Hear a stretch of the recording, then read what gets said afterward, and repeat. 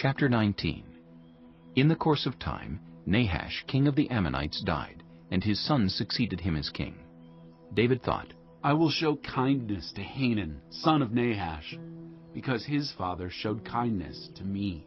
So David sent a delegation to express his sympathy to Hanan concerning his father.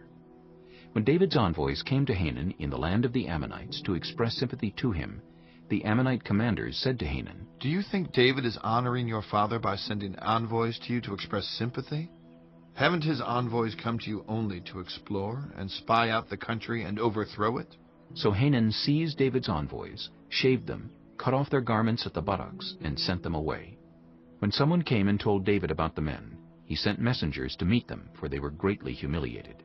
The king said, Stay at Jericho till your beards have grown, and then come back. When the Ammonites realized that they had become obnoxious to David, Hanan and the Ammonites sent 1,000 talents of silver to hire chariots and charioteers from Aram-Naharaim, Aram-Maacah, and Zobah. They hired 32,000 chariots and charioteers, as well as the king of Maacah with his troops, who came and camped near Medeba, while the Ammonites were mustered from their towns and moved out for battle. On hearing this, David sent Joab out with the entire army of fighting men. The Ammonites came out and drew up in battle formation at the entrance to their city, while the kings who had come were by themselves in the open country. Joab saw that there were battle lines in front of him and behind him, so he selected some of the best troops in Israel and deployed them against the Arameans.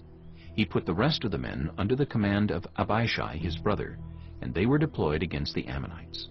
Joab said, If the Arameans are too strong for me, then you are to rescue me. But if the Ammonites are too strong for you, then I will rescue you. Be strong, and let us fight bravely for our people and the cities of our God. The Lord will do what is good in his sight. Then Joab and the troops with him advanced to fight the Arameans, and they fled before him. When the Ammonites realized that the Arameans were fleeing, they too fled before his brother Abishai and went inside the city. So Joab went back to Jerusalem.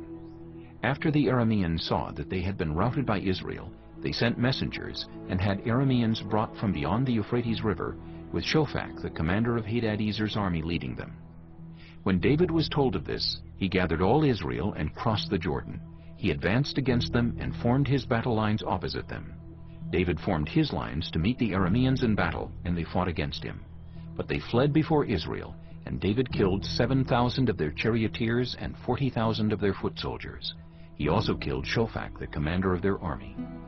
When the vassals of Hadadezer saw that they had been routed by Israel, they made peace with David and became subject to him. So the Arameans were not willing to help the Ammonites anymore.